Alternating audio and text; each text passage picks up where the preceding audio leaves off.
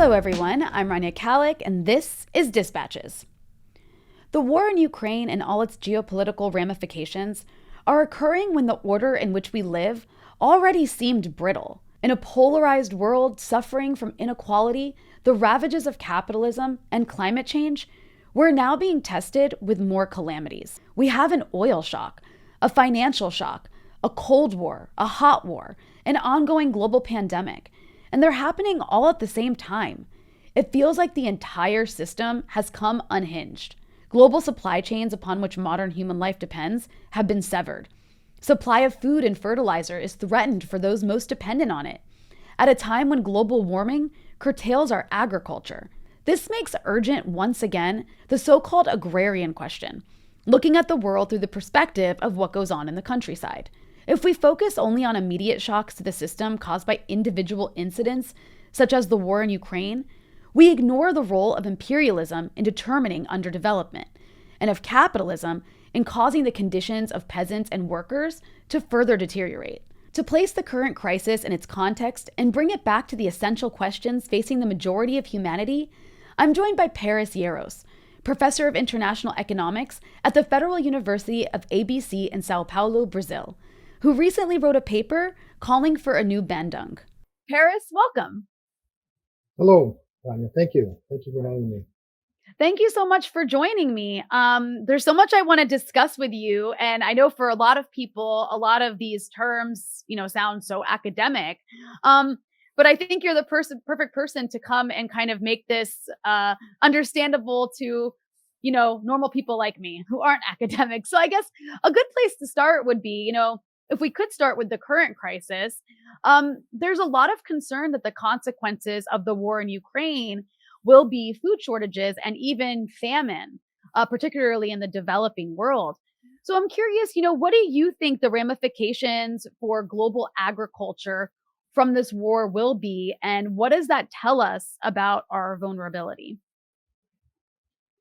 Yes, the problems with food price inflation have been accumulating again. We've had ups and downs, severe ups and downs over the last 15, 20 years. So it's nothing new, but we have a war situation, which involves two major grain producers, corn and wheat, also vegetable oil seeds. It also involves a huge producer of oil and gas and coal, and which is Russia. So there is a major shock to the system, which will have knock-on effects generally and on food prices in particular. And we will see from soon in the coming months major oscillations. There's also, of course, a speculation, which already preempts the whole situation. So yes, we are going to see there's trouble ahead, definitely, and it will. It is a turning point. I think it is a turning point for the manner in which has put into a collision course the adversaries of imperialism, and has taken on a huge fight, which is difficult to roll back and go back to what was before. Yeah, so we're up against a turbulent time. Yeah. It's incredible too to watch as it's not just the developing world that is going to suffer or is already suffering. I'm talking to you from Beirut, Lebanon, and already here oil prices are going up so high, and the cost of wheat, we're already talking about wheat shortages because the country is having this economic collapse and from the Beirut port blast lost a lot of its grain silos. And so there's really a lot of fear about food shortages, but I'm also seeing the news from the global north, and you see prices are skyrocketing even in places like Germany and in places like the US. So it seems like this time around, these sort of the imperialist core isn't necessarily going to be immunized from the worst impacts of these price changes as a result of this war. So that'll be interesting to see how that plays out. But I want to turn for a moment to the agrarian question, which is what you're basically an expert in. So let's start off by, can you explain to our audience, what is the agrarian question? What does that mean? And then, of course, why does it remain so important for national sovereignty today? Yeah, what the agrarian question is or isn't is a matter of great debate. We have argued that the agrarian question is not to be uh, separated from the question of national self-determination. Yeah?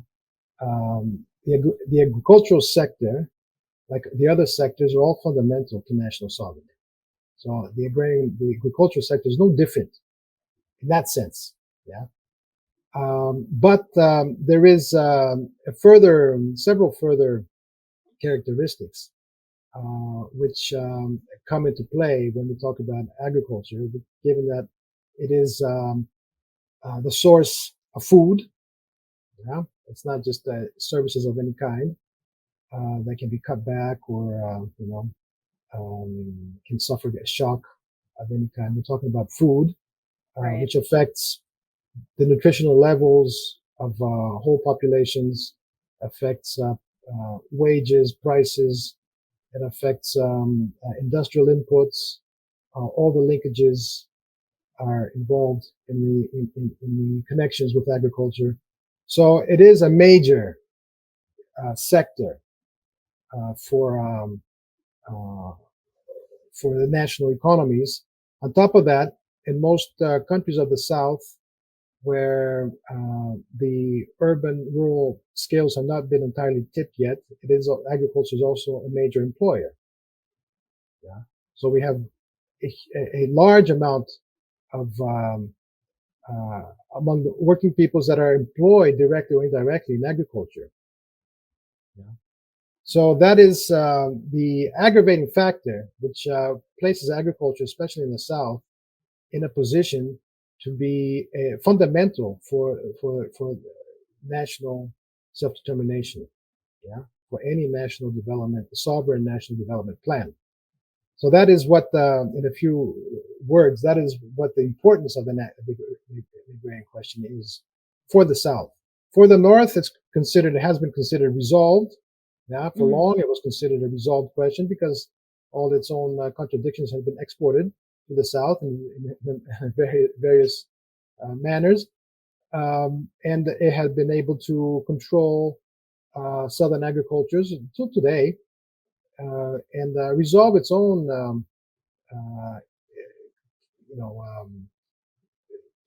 supply questions of all kinds of tropical and non-tropical goods on a daily basis without feeling any agrarian question to speak of, But Yeah.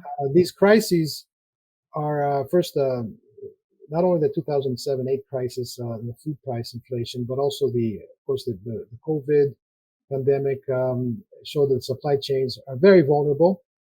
Yeah, and now, of course, the war situation in Eastern Europe, the Ukraine, has shown very clearly that this globalized type of agriculture is unsustainable. Yeah, it renders vulnerable whole populations, especially in the South.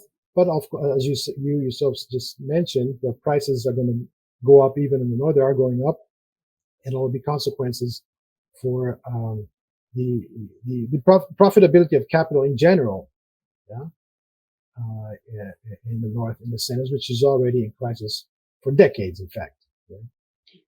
Yeah, I don't think people realize, especially in the global North, how much all of these factors contribute to each other too. Because when it comes to the price of food, it's not just about the supply going down because of fertilizer problems, which is something I guess we won't feel maybe for a few months, because if it's planting season and the fertilizer shortages now, we won't feel the shortages until months later. But then also with the high rise in prices of oil, and that's something that I learned in Lebanon, is when the price of oil goes up, the price of fuel goes up, the cost of transporting these items also goes up. So even if it's not more expensive to necessarily plant and grow food and there's plenty of it, if you have to move it in a truck, that price gets pushed onto the consumer. So I really Sure. think there's so many different shocks here that people aren't really prepared for, especially in the global north. I don't know if you agree with that. Yes, it's true. But that's the thing. There is the question of planting and sowing and the timing of all that. It's spring season now, almost spring season in Eastern Europe. So this was it's planting season. Yeah, so that will be affected. So there's going to be, and these are major exporters, both Russia and Ukraine. Ukraine also corn and wheat, yeah, and oil seeds. So, and these are major items on a global level. So that's one problem. There's going to be a problem of supply. Then there's the additional energy costs that are going to go up. And then there's the additional speculation on top of that, which is going to play havoc on all the prices all around. Yeah.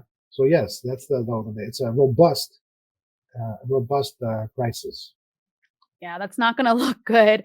So I wanted to ask you, in this context, is it practical to pursue self-sufficiency? And doesn't what we're witnessing right now kind of prove that that's where we need to head towards? Yes, self-sufficiency is quite a relative term, and it needs to be contextualized. But certainly at national or regional level, that is the alternative. We have to have more local agricultures. Of course, we're not talking about autarky in any sense that the countries can only live off their own. There must be room for trade and mutually beneficial relations. But as far as agriculture is concerned, there's no reason whatsoever to have to be producing for consumption across the world and using natural resources, water and so forth, to be exporting for consumption elsewhere. When in the South, the populations themselves are malnourished and cannot meet Yeah. their own needs. So there must be a break from this system, which is in fact 500 years old. Yeah? It's time for a break. It's time for more regionalized, nationalized, and localized agricultures. Yeah? Production near towns for local populations. So it's at various levels. Yeah, and also an international trade regime which supports a more localized agricultural production. Yeah.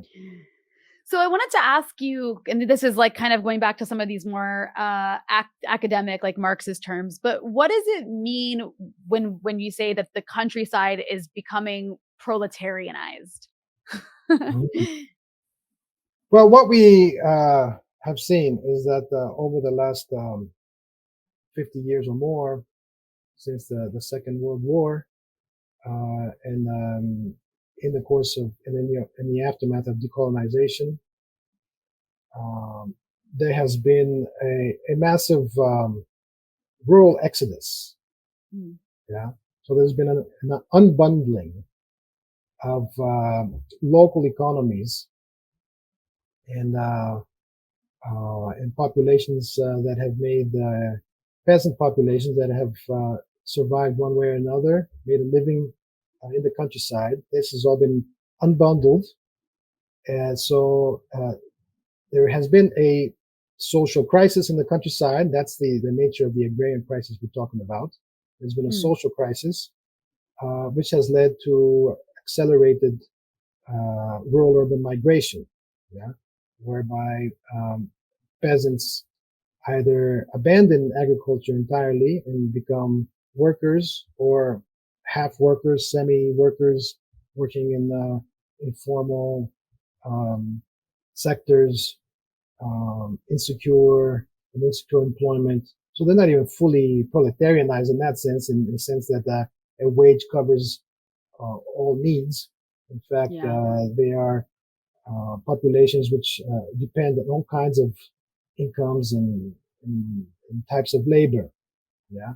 So we have a type of society that generally has evolved in the South, generally, with, of course, differences from one continent, one region to the next, but which is generally very different from the type of societies that have prevailed in the center, which are very much fully proletarianized societies which depend on the wage and cover the needs on the basis of the wage, with a relatively smaller smaller reserve army of labor. Yeah. So, like for example, in the North Atlantic, in the main central economies, unemployment may reach 10%, or at most. Of course, these things can change rapidly now, but these or the unwaged population can go up to 10%. Yeah. Now, in the South, and in South Asia and in Africa, this is massively different. That we're talking about over 50% of the population is under these conditions, being unwaged and so forth. So we have social structures which are very different. So when we speak about proletarianization, that's the context. I mean, there's a global process of proletarianization, but unwaged types of labor, self-employment or periodic type of wage labor, seasonal, this type of insecure type of labor has an own account employment has grown, if not at the same rate, even at a higher rate. So there is not a clear proletarian only. That's not the only thing that's happening. Proletarianization is not the only thing that's happening. There's other things that are going on. Yeah. So I wanted to move to something that I think was really important. You wrote this piece calling for a new Bandung. Um, and I will link to it in the description. It's at your website. But for those, first of all, I guess for those who don't know, again, what was the Bandung Conference? What was its importance? And why have you called for a new one? So the Bandung Conference in 1955 was the first time that independent states, the leaders of independent states from Africa and Asia, came together without inviting the North. Yeah? Of course, there were meetings before that in various capitals, but this was an earthquake, type of political earthquake, where finally, in 1955, the states that at that point in Africa and Asia in particular had gained independence came together um, in an autonomous manner to chart a course which would be their own, which would chart a course that would be in response to their own needs and not tied to the needs either of the West or even of the Soviet Union. Yeah. So that was an affirmation of national sovereignty in a collective manner, an affirmation of the requirement of development, the requirement of peace, of peaceful development, yeah, of disarmament, of this is, in the Cold War situation that had already started in a very rapid and turbulent manner with the Korean War and so forth. So it was an affirmation of basic principles of humanity, yeah? Among states that had been dehumanized for centuries, and peoples that had been dehumanized for centuries. So that's the importance of that. Yeah, it developed. It had various other developments later. The spirit of Bandung was incarnated in various other, the non-aligned movement, the Tricontinental, and other organizations that, the UN-based, the group of 77, and so forth, UNCTAD. So there is a number of other initiatives that took shape in the aftermath with ideologically different characteristics, but with the same spirit of Bandung, of affirmation of national sovereignty, of the peoples who had been colonized and deprived of their own means of development, their own future for centuries. Yeah. So now the question is, this of course all was neutralized in the 1970s, and from the 1980s onwards, there was a regression in the relation of forces between North and South. Of course, they didn't roll back the clock of decolonization, but it was emasculated. It was made.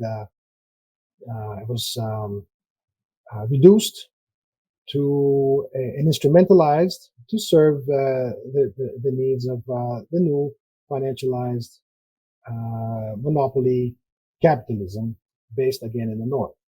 So that is so from that point onwards, there has been a lack of initiative on the scale that there was before, to stand firm on a South-South common platform for development, peace, and basic human values. But it's interesting that these things don't die very easily. If we look at the voting patterns at the recent UN General Assembly on resolution against the Ukraine, suddenly you see the map, the colored map. You see, Africa and Asia appearing as if you see that it's not exactly defeated. It's still there. It's basic Bandung common sense prevailing. Right. Yeah. In this context. Yeah. So it's still there. It's definitely still there. There's just a common sense. Yeah. Of who does what and who has the right to what in the world, which prevails even among states who are extremely dependent on the U.S., on the IMF. If you look at these 17 states in Africa that voted for, they're all very much dependent. None of them has incredible capacity to confront the West, but yet there they are. Yeah, they don't. And then they suffer sanctions 3 days after that vote. Of course, the U.S. Joe Biden. You're talking about the vote where they abstained, right? I'm just curious. You're talking about the vote, where they abstained. Yes. From condemning Russia, right? Yeah, they abstained from condemning Russia. And then 3 days later, Joe Biden renews sanctions against Zimbabwe, and of course, everyone's going to take the heat and suffer from some kind of reprisal. Yeah, so these are small states which are still, and regardless of the state of the ruling classes here and there, there's still. It's amazing that there's still a common sense that prevails. Yeah? And this is the basic Bandung common sense about the world. Yeah, that's interesting. And then also it kind of this is obviously not as doesn't include as long a list of countries, but it also makes me think of the group of UN friends to defend the UN Charter, which is like a newer group in the UN that was like opposed to sanctions. It was a growing group of countries because so many more are being sanctioned. It's interesting how the issue of sanctions has become like a rallying cry for a lot of this kind of like these countries in the developing world for obvious reasons. But in your piece calling for a new Bandung, you write, and I want to quote you because I think this is really interesting. You write, "A full-blown existential crisis is unfolding for the majority of the world's population, the peasants, workers, and peoples of the third world." And then you also speak of the Biden plan as, quote, "above all, a war plan against China and the whole world, not a recovery plan for the world." And I'm wondering if you could maybe elaborate on what you meant by that. Yeah, as far as the Biden plan is concerned, that's already dead. That was a campaign promise, which has been all of his campaign promises are dead. But as far as the war plan, I will come back to that. But as far as the existential crisis is concerned, there is. I spoke already about the type of society that has evolved generally in the South and in the peripheries. Mm-hmm. So there is a real social crisis in the South. And this will only escalate and get worse over the next 20, 30 years. Given that the system, the capitalist system, the world economy will not produce the type of jobs and security that is required to absorb these populations into reasonable, dignified living conditions and employment. So what we have is a situation where there's also demographic growth, and there's also, and this is all concentrated mainly in the same labor reserves of the South.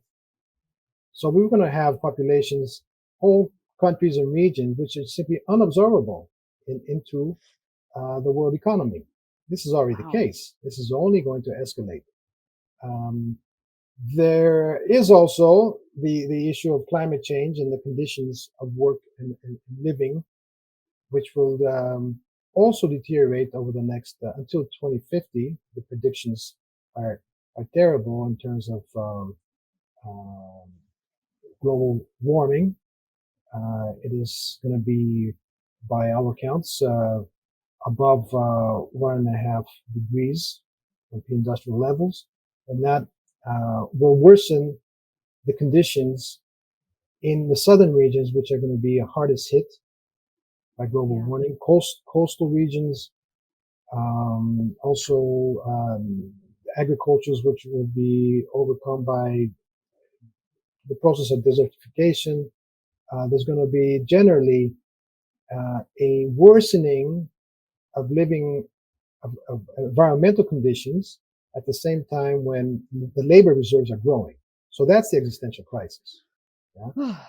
Yeah. So we have seen, and the effects have been, the political effects have been mounting and becoming very clear over the last 20 years or more. We have seen serial insurrectional politics. Yeah.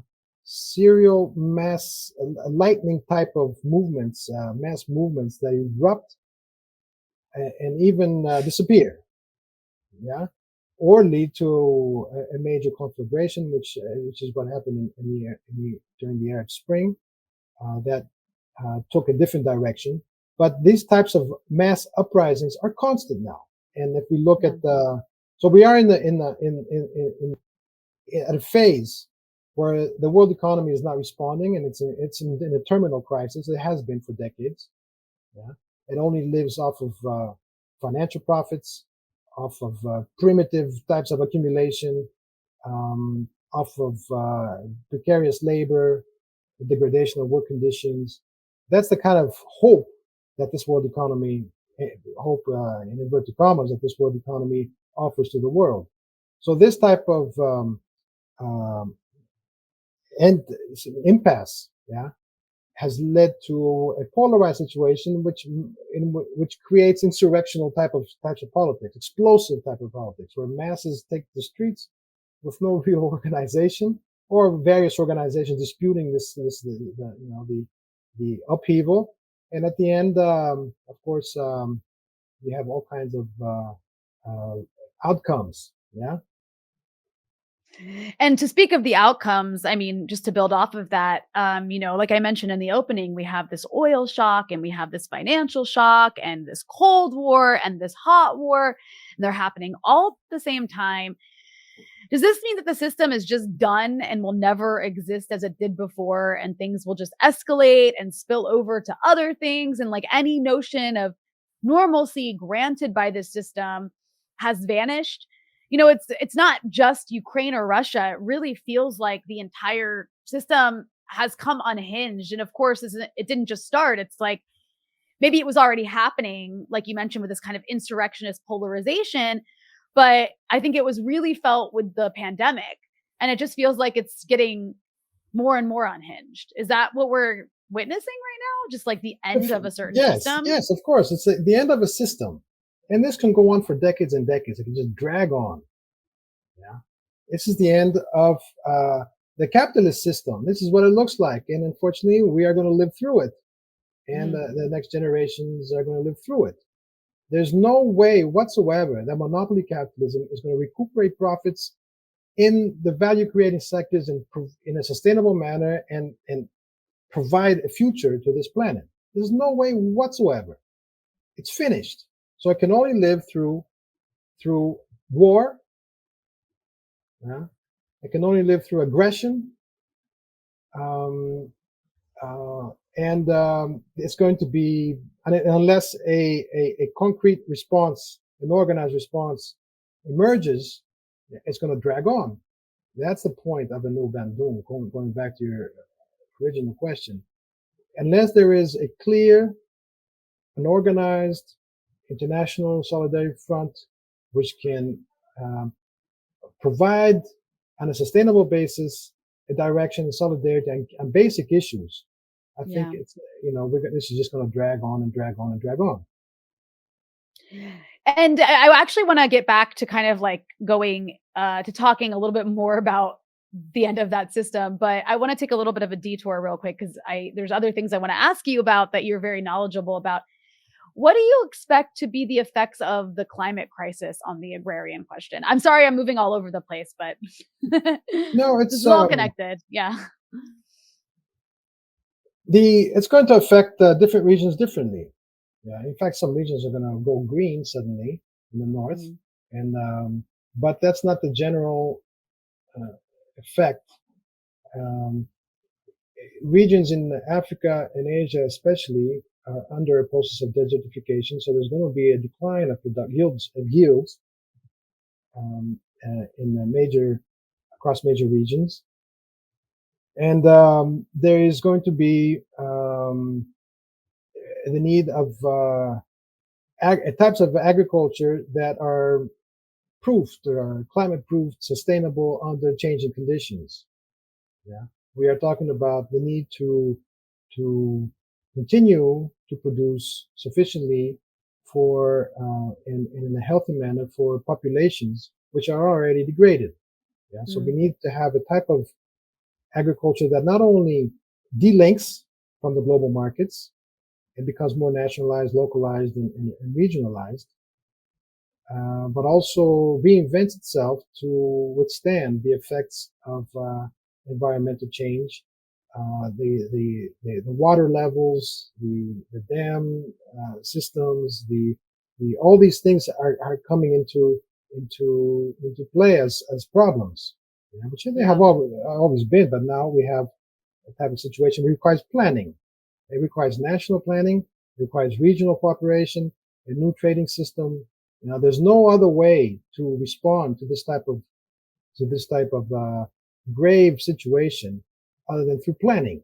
And the market is not planned. This is a monopoly type of market, which has its own vociferous, accumulation needs. So that's not that's the back to the same question. We need to have some type of quick, over one generation, if not less, a quick change of direction, so that a new type of agriculture is takes hold and is relinked with the needs of local population, especially in the south. And this will also mean for the north as well. The north also has to live off its own resources.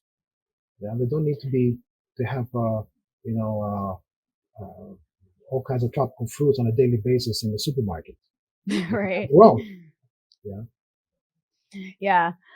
We don't need to have mangoes every day in Northern Virginia, where I grew up. And with all of this in mind, why do you think the success of China is so important for the South? Well, China has always been very important for the South. China has always been very important for the South. And it has maintained this importance through different stages. So there's no news there. It has been the main example of delinking since the revolution in 1949. It has sought out its own autonomous path. It is a country that went through various convulsions in practice in discovering its own path. But it managed to establish an industrial base in the first 30 years without expelling the population from the countryside.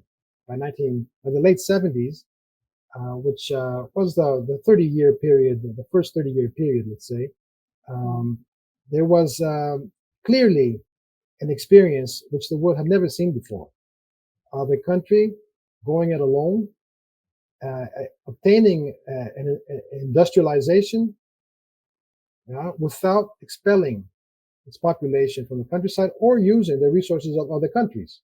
Mm. Yeah, without colonizing. Yeah, without militarizing its relationships with other people. So that's a unique experience. So it has always been that.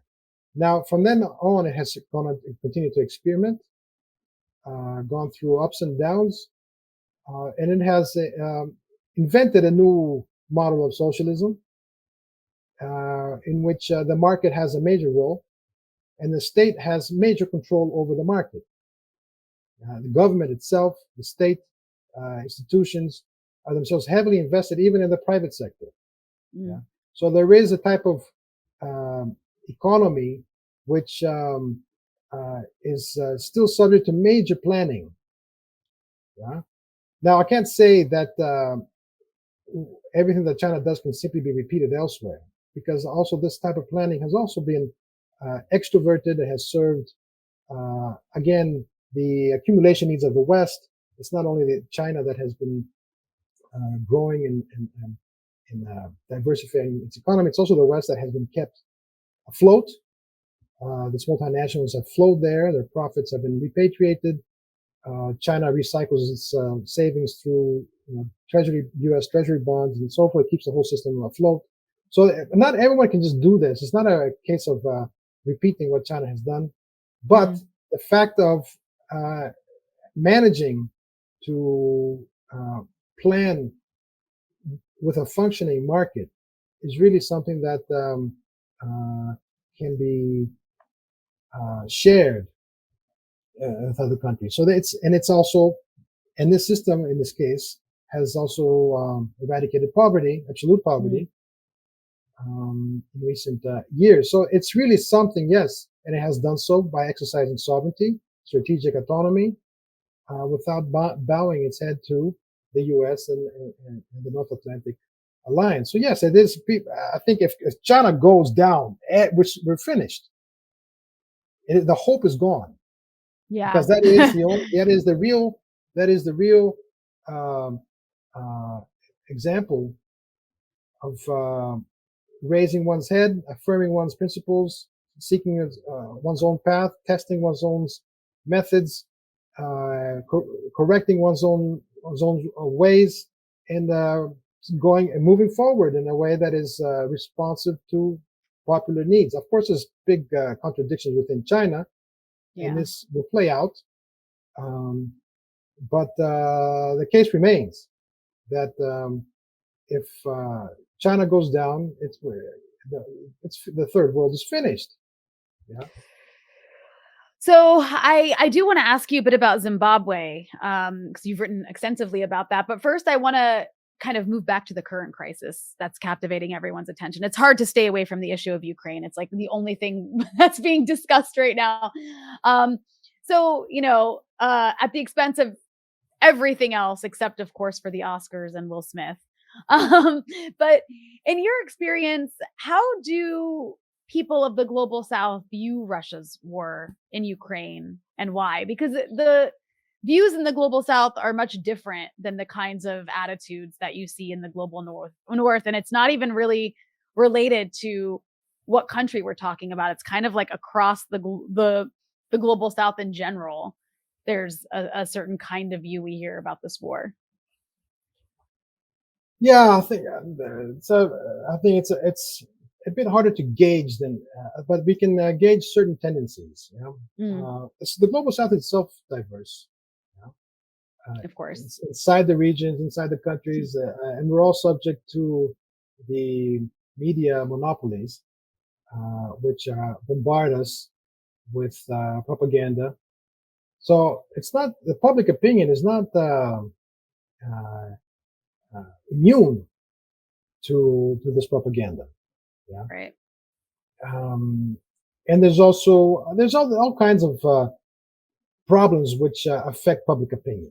Okay, but generally, as there is a certain common sense, especially in Africa and Asia, but also Latin America, that it is the West that has run roughshod over the world for 500 years, and it's not Russia. Yeah? In fact, Russia before, when it was the Soviet Union, was provided assistance to the liberation of the third world. So there's not so at a popular level, it's that common sense again. That Yeah. wait a second, it's not so easy just to jump onto a Western bandwagon to denounce and sanction Russia for something which was imposed on Russia.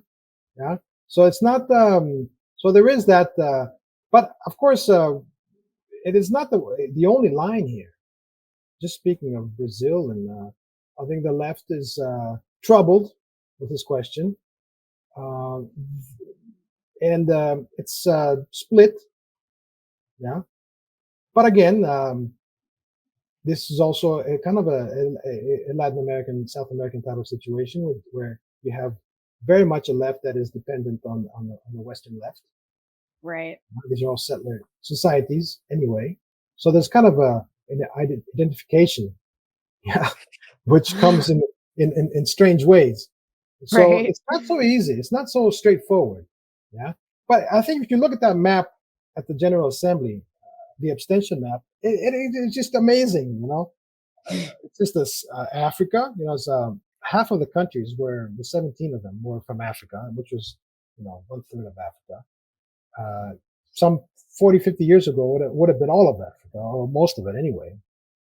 So there's been a regression in that sense. And in Asia, yeah, India, China. I mean, if you put the numbers behind if you count the population size behind these countries, easily half of the world did not close Right. ranks with the U.S. So it's not Right. so easy. It's now in Latin America, there is of course Cuba, Venezuela, Bolivia, but the rest, as far as the elite political class is concerned, they closed ranks with the sanctions, with not with the sanctions, sorry, with the resolution. The sanctions is Right. another story, yeah, because no one after that No closed ranks with one's the like sanctions. they're all abstaining from the sanctions Yeah, except for so yeah, except yes, for the because it global doesn't north. make any sense Right. whatsoever. Yeah. Right. Right. For their own economies. What do you think, Paris, are the structural causes of this war? Well, it's like for me, it's quite simple. I think there is an attack on the world. There's a NATO plan driven by the U.S.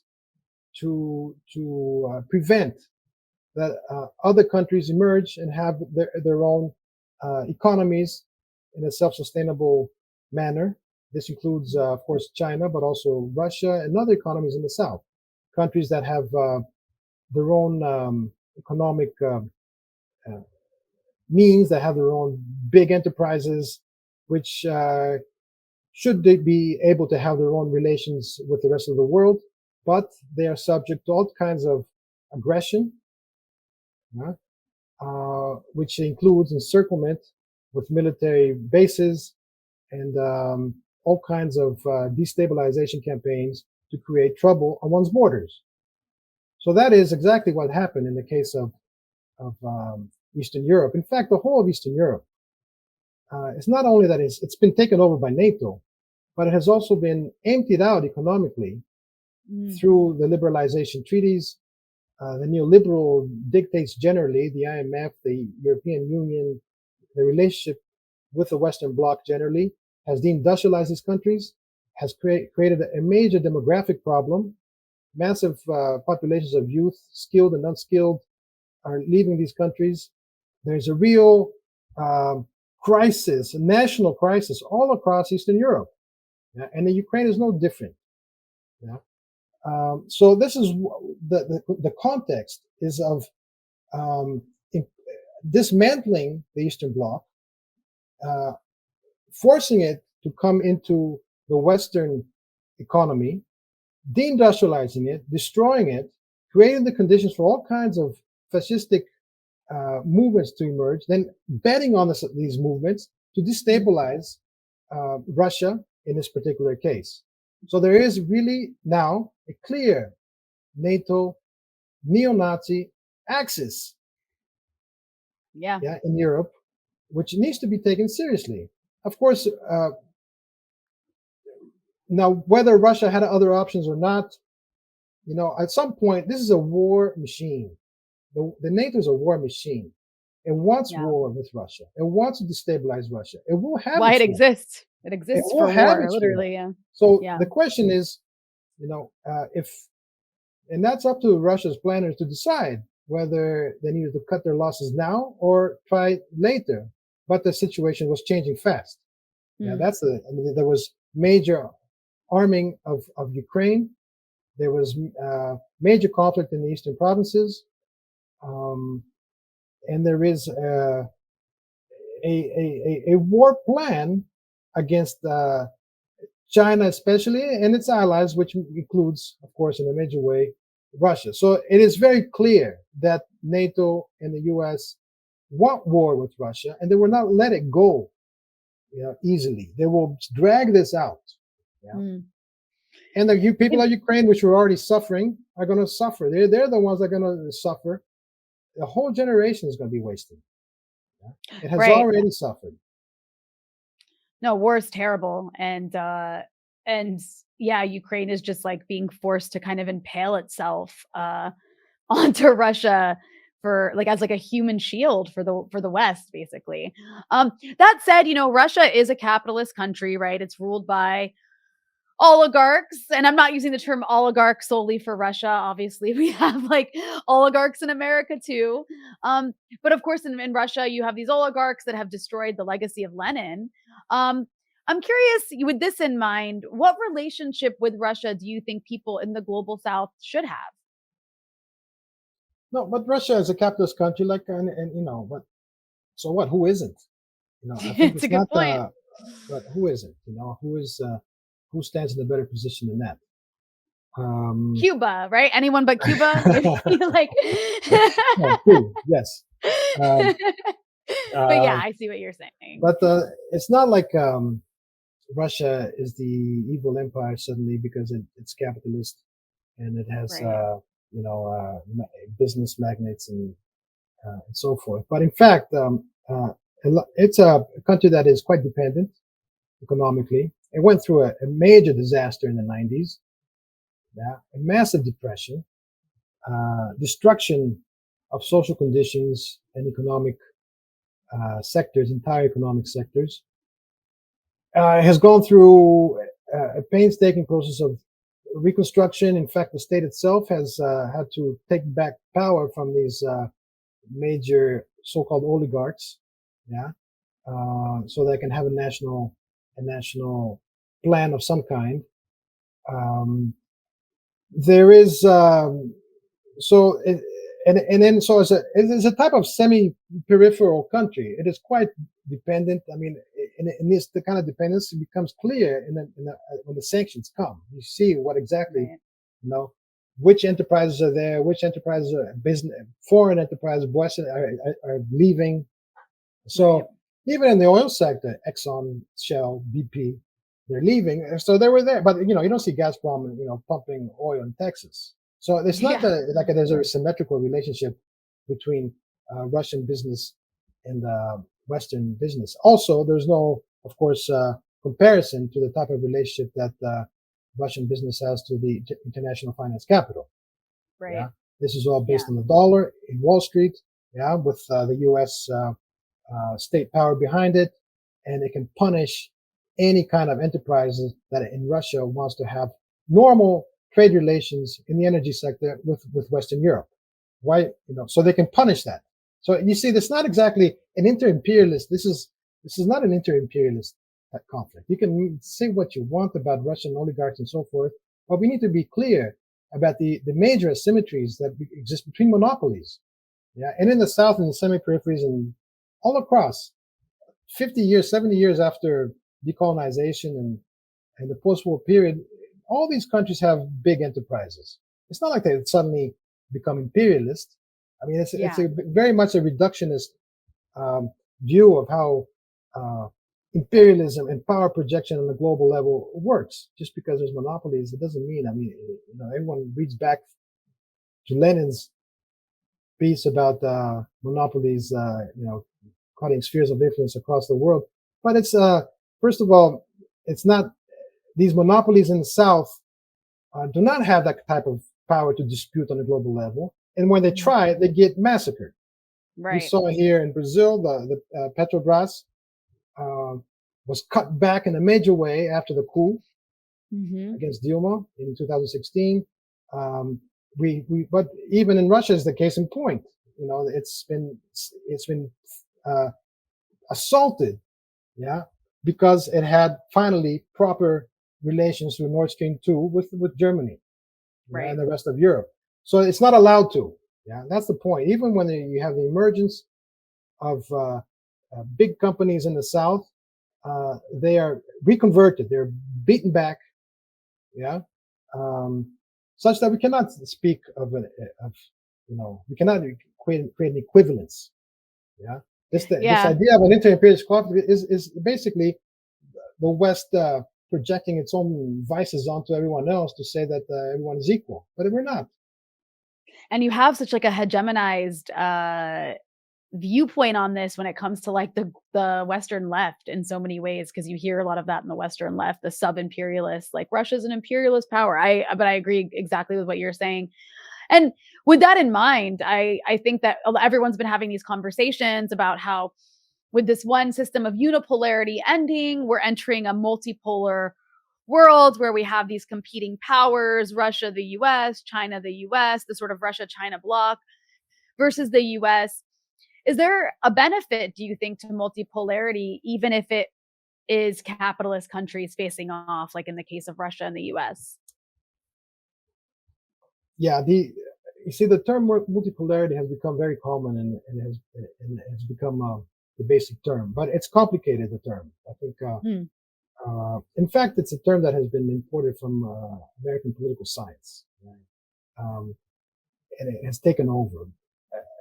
You might recall, anyway, there was that one of the great theorists of the internet, the world economy, Samir Amin, Hmm. in the 80s, had used a different term. It was a polycentric world. It wasn't a multipolar world, and the difference was very much clearly articulated what that meant. Yeah, because in American political science, the type of unipolar, multipolar theory that exists basically it means what you just how you the main what you just said. It's major powers either balancing against each other or trying to overthrow each other, yeah, Hmm. in a dispute to dominate the world. But that's not what we envision for the future of humanity. It's not a multipolarity of that sort, and it's actually uh, not going to happen that way. It's not going to happen that way. This system is going to drag on, as I said before, until an alternative to that, essentially different alternative emerges, which involves planning, which among sovereign states in response to the needs and requirements of their own populations. Now, that is the type of polycentric world that Samir Amin had in mind. Yeah. Hmm. Uh, for for Samir Amin, a polycentric world would be the one where regions and nations would have autonomy. There will be many centers. Yeah, autonomy to define their own development plans. That's what that meant. Yeah. And I guess we're stuck with the word multipolarity now, but we should be clear what that means.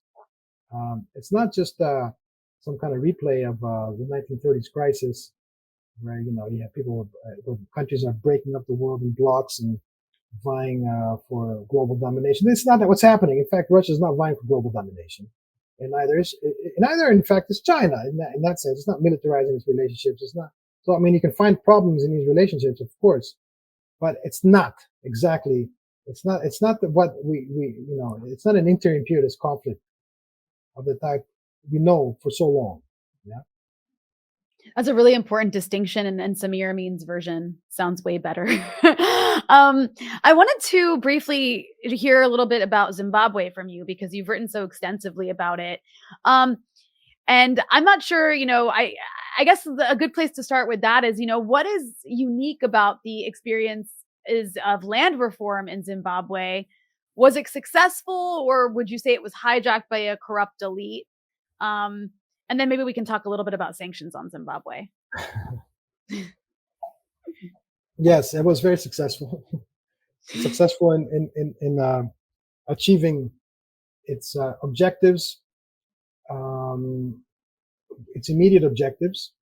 Of course, Zimbabwe has a long history ahead of it, but it has made a clean break from this inherited system from colonialism.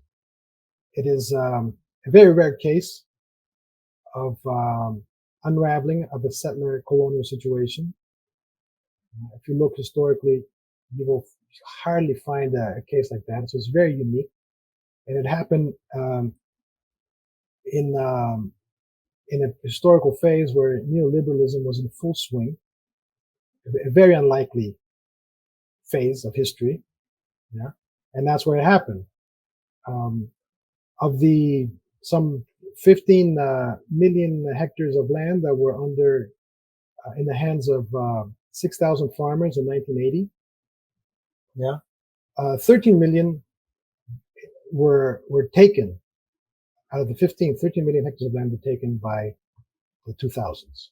Yeah, there were phases of land reform. There was an early phase of land reform in the early 1980s, and there was a longer phase of market-led land reform with some state-led expropriation in the 90s. But then it went into full swing in 2000, from February 2000 onwards, when what were 6,000 farmers in 1980 were reduced to some 400 farmers on lands that were themselves reduced, and overall over this 30-year period, since 1980 anyway, the three phases of the land reform, some 250,000 families will be settled on these lands. Yeah, and the bulk was in this last period since 2000, about 170,000 families. And it's a small country anyway. It's not so these numbers are very, very significant. So the whole economic, the economy was entirely restructured. Entirely, we don't want to exaggerate too much because, of course, finance capital is still dominated. They never took over the banks. And of course, under neoliberalism, doing land reform under neoliberalism has its own particularities. Neoliberalism does not stop. And there is a sanctions regime that works through the neoliberal mechanisms, which are finance-based. So the sanctions these days are very much through the financial system. Yeah, they're not the type of sanctions that that existed before World War II. Where it was even though that still happens as with naval embargo and so forth. But today, if you don't even need to necessarily violate WTO rules, you can just through the trade type of sanction, or you can simply cut off finance in a major way against the country and all other countries that do business with it, secondary sanctions. And you can create an environment where everyone's afraid to do business with this country. Right. Because at some point, the Office of Foreign Accounts in the U.S.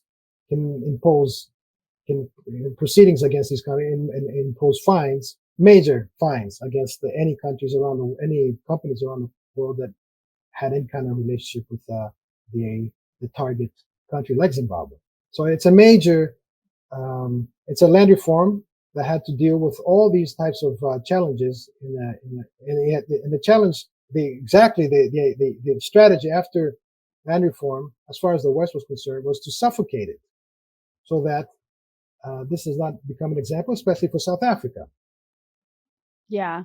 And it's not the case that it's led by cronies or hijacked. Of course, there's corruption in everything, but it's not the story.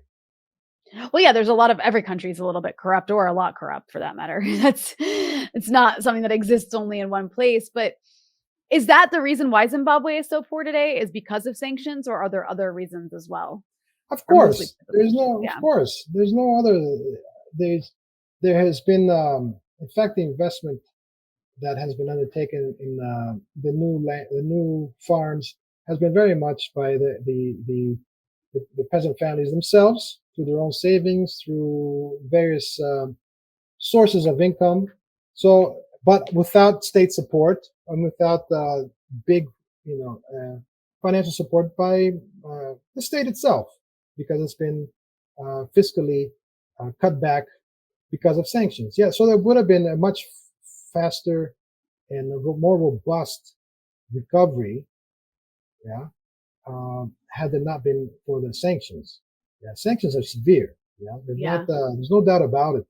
But in fact, it has the fact that land reform happened has prevented a famine scenario because a larger part of the population can produce for itself. It's a sovereignty strategy. The land reform is itself a sovereignty strategy. You can withstand, yeah, aggression. Yeah. So would you say land reform improved the quality of life of the new owners then? On top Well, of the being evidence is exposed to, clear that there has been yeah. an improvement, a democratization of the economy.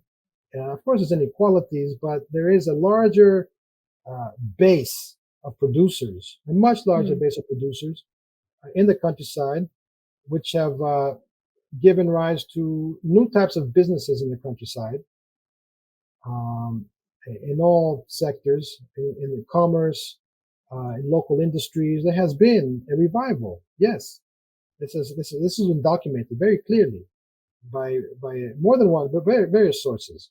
Right? So there has been a revival at a local level, new relations between town and country, where the countryside feeds the urban areas in a direct relationship. There's all kinds of anyway new relationships in the economy, but there's a fiscal um, crisis, yeah, which is directly linked to the sanctions. The sanctions, in Right. fact, destroyed the currency.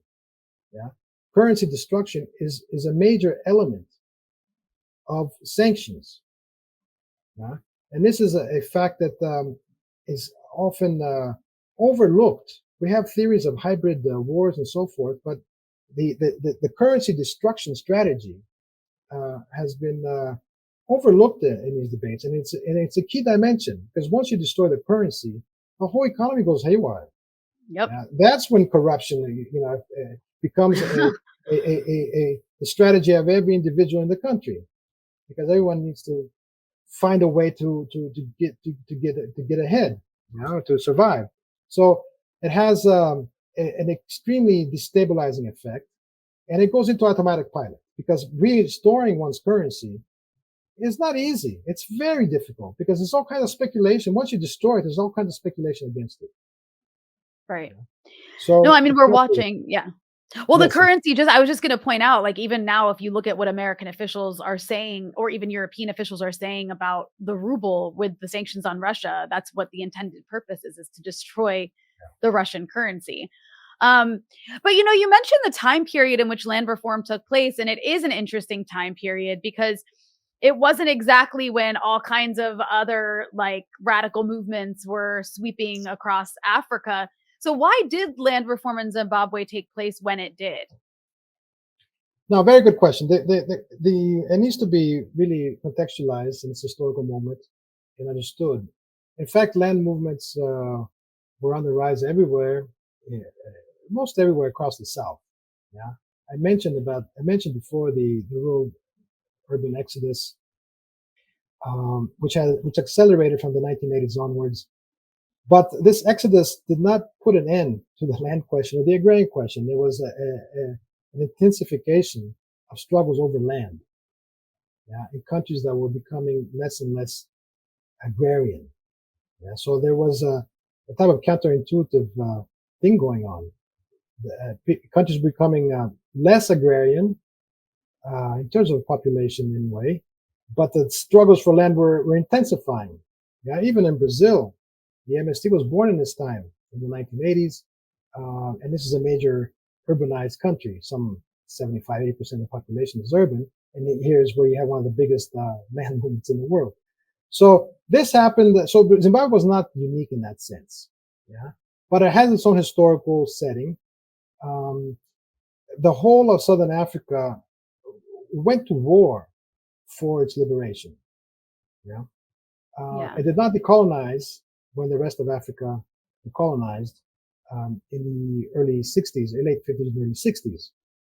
So you have a situation where there is armed struggle, there's repression, and the option for armed struggle goes ahead. And at last, there's a general war in Southern Africa for 30 years. Yeah, until South Africa at the end and Namibia gained their own independence. So that is the context. Zimbabwe got its independence in 1980, and they had to, of course, compromises were made, but also had to be aware of what was happening in South Africa, and provide solidarity without aggravating negotiations and aggravating the transition. So Zimbabwe also pulled back on more radical land reform in the 80s and 90s. Yeah. In 1991, after there was some transitional clauses in the Zimbabwean constitution, which prevented taking private property and so forth. But when those clauses expired, they had an expiration date. Then in 1991, at the same time as neoliberalism was going into effect, but it was a contradiction. They were also passing laws to enable the state to expropriate land outside the market. Yeah. But it was not exercised. That right, the constitutional right, was not exercised throughout the 90s in a major way at all. But it was there. And then when South Africa finally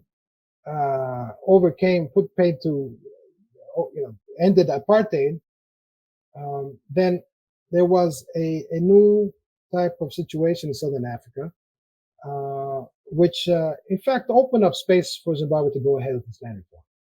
Oh, okay. Yeah. It's a very contradictory situation, but also neoliberalism created a social disaster in Zimbabwe. It deindustrialized the country. It created more poverty in the countryside. So there was a boiling point in terms of social mobilization and conflict, yeah? Both in the urban areas and the rural areas, and conflict between the organizations that represented the peasants and the workers. So there was a very much a situation that needs to be understood. At the end of the day, there was a massive land occupation movement, which was organized especially by the lower echelons of the ruling party, ZANU-PF, by the war veterans, who themselves were working class people, and also, in fact, the war veterans were in all kinds of social situations in the society, but there were also workers and peasants, and there was a leadership provided by the war veterans through local cells that had that were reactivated, and led to the occupation of some in 2000. Early 2000, of some 800 farms at that time. But that meant that there were thousands of other farms that were not occupied. But it changed the relation of forces between the ruling party, and it forced even the leadership, to take a stand. And the leadership of the ruling party in government went ahead and took all the land, not only the farms that were occupied. And the army was mobilized to defend the land reform. So you don't find this type of scenario. This is a patriotic army mobilized to put an end to settler colonialism. So this is a type of situation which whose radicalism has not existed, has not seen in other parts of the world. Even here in Latin America, it had gone beyond that. Yeah. Major and that's why there's sanctions. Like, to be in fact, clear, yeah. In fact, these sanctions, the official U.S. sanctions, started in 2021, and every 2 years they were escalated. But even before that, even before the land reform, there was a conflict, because After apartheid in South Africa, there was also, at the same time, in that same transition, the, the what is now the DRC also collapsed. Zaire at the time, it also collapsed. And these were the two major geopolitical poles of the US, yeah, in Africa. There were others, but these were major poles of in defense of US interests in the continent. They both collapsed. Yeah?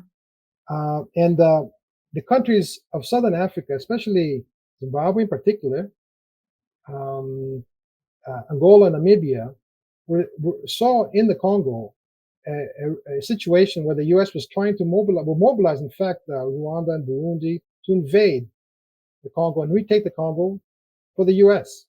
And Zimbabwe, Angola, and Namibia intervened to stop the advance.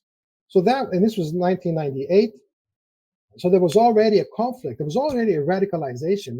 This was a military confrontation by certain Southern African states, all of them which had fought for their independence, with whose guerrilla commanders were now generals, yeah, patriotic armies, taking a stand against the invasion of the Congo. And that's when sanctions began. This was before the land reform. That's when sanctions began. Military sanctions, the IMF cut out. Of course, the IMF was already not liking, the non-fulfillment of the neoliberal plan. So there was a real conjuncture in the late 90s, yeah, preceding the land reform. The land reform was just a further radicalization of that confrontation. Yeah. So Southern Africa was in conflict, yeah, and the protagonist in a major way was Zimbabwe. That's why Zimbabwe is such a problem for the West. Because it's not just land reform; it also has, a Pan-Africanist vision. Of course, we're talking about there's problems, there's contradictions, there's weaknesses, this and that, but it has played a role which has not been analyzed very well. Generally, we have struggled to make these points, and that in any case has alone, without much solid support, economic support especially, has weathered the storm and is still there and is still, voting, abstaining against, the Ukraine resolution and, preventing that, the African Union recognizes Israel as a, member, observer, whatever it is. So Zimbabwe is still there, yeah, and despite it all, defending its interests. So that's a story, and it will go on.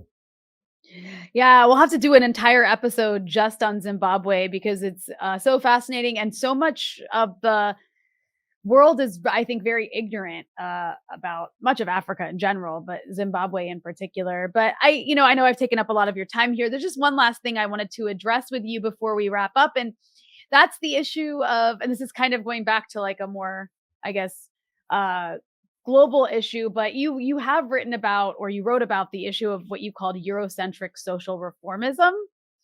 And I'm wondering if you could just explain what that means and why it's relevant today. We were referring to very concrete situations, but which are part of a history. Yeah.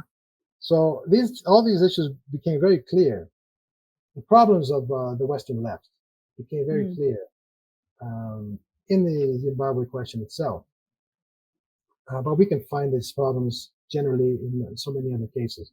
So generally, the U.S., the left in the U.S. and then in Western Europe has not had a clear appreciation of imperialism. Yeah? Either it's lip service or it's denial. Yeah? That means that there's no real appreciation of the national question and the question of national self-determination in the world system. Yeah? And it's odd that it's only instrumentalized. Now suddenly it appears as a great question in the case of Ukraine. But it's not but there's a major problem. First, by the fact that imperialism is not an issue for them. Yeah, sanctions. When did sanctions are a major global system against the countries of the third world, but there's never been recognition of that. Mhm. Yeah. Um, and it's not odd that the first reaction of the left in Europe is to impose sanctions on Russia today. It's just a knee-jerk, banal, response, which doesn't, process what it really means and where it comes from. So there is a lack of appreciation of imperialism. There's a disrespect for the national question, and it Mhm. always becomes important when it needs to be instrumentalized for their own ends. So this is the type of left that has prevailed in Europe. It's a type of left that has been moving the rightward systematically over the years, and has made overtures to the far right. Yeah, Mhm. um, in, in a number of situations, we can see that, including the present. Yeah, uh, the German left. So there's a left liberal government in Germany today, and it has uh, been very keen to abrogate, the treaty with Nord Stream 2 with Russia, which even the right wing government before had stitched together. So there is, and there's support for the neo-Nazi forces in Ukraine. So there is that point. But even before that, of course, in Europe at least, there is other experiences. In Greece, the Syriza government only gained enough support in parliament through an alliance with the far right party. It Mm. wasn't the Golden Dawn, the Nazi party, but it was another far right party. So there was, even that supposedly great left experience, which lasted very briefly, was an alliance between the left and the far right. Yeah. So there's been, if we look closely, there's been the social reformism in this late stage of monopoly capitalism in full decay. You see very much an automatic um, reaching out, or anyway links with the far right. Yeah, and the Ukraine has brought this out very clearly. The Ukraine situation is where we have the most advanced case of fascist advance. I don't know what the measuring stick might be, but if we compare it to Brazil, if we compare it to India, if we compare it, we have a situation where there is a fascist militia that is incorporated into the National Guard. It's heavily financed by NATO and armed by NATO. Yeah, after a coup. So I mean, this is very much a situation which should have, rang the bells for the Western left, but it did not. Mm. It's how do you explain that? Yeah. Eurocentric social reformism. Yes. Well, on that note, Paris, I want to thank you for joining me and giving me your time and helping break down these incredibly important questions. Where can people follow your work? We have basically we have a number of initiatives, publication initiatives through the Agrarian South Network, which you might be aware of. It's a South-South research organization with a journal and a number of collaborative research initiatives for almost 20 years now. So that's our major collaborative effort. Um, and the work is on the internet anyway, so you can find it. Well, thank you. I really appreciate this discussion. Thank you so much for joining me. Thank you. Thank you very much, Rania. Thank you.